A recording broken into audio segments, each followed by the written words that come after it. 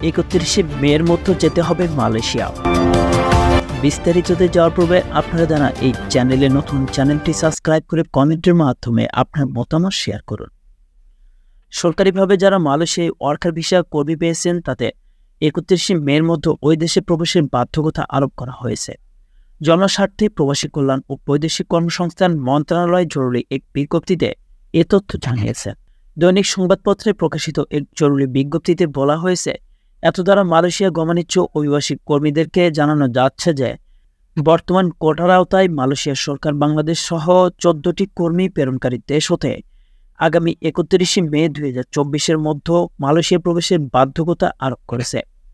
বিজ্ঞপ্তিতে আরও বলা হয়েছে, মালয়েশিয়া গমনিচ্ছুক অভিবাসী কর্মীদের মালয়েশিয়া সরকার কর্তৃক প্রদত্ত ই-ভিসা, জনশক্তি, কর্মসংস্থান ও প্রশিক্ষণ ব্যুরো BMT এর বহির্গমন ছাড়পত্র এবং এয়ারলাইন্সের ভ্রমণ টিকিট সহ যাবতীয় ডকুমেন্টসের সঠিকতা যাচাই বাছাইপূর্বক মালয়েশিয়ায় যাওয়ার প্রস্তুতি গ্রহণের অনুরোধ করা যাচ্ছে।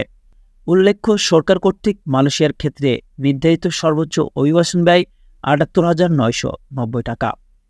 এর অতিরিক্ত অর্থ লেনদেন না করার এবং উপযুক্ত ডকুমেন্ট, রসিদ বা ব্যাংক হিসাব ছাড়া অন্য কোনোভাবে লেনদেন না করার জন্য অনুরোধ জানিয়েছেন প্রবাসী কল্যাণ ও বৈদেশিক কর্মসংস্থান মন্ত্রণালয়। সংবাদে এ পর্যন্তই। পরবর্তী নিউজ আপডেট পেতে আমাদের সাথেই থাকুন। ধন্যবাদ।